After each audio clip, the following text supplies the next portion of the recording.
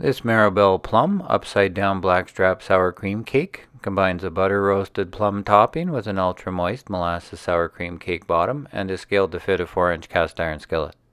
To make the roasted plum topping, mix 10 grams melted butter with 10 grams brown sugar.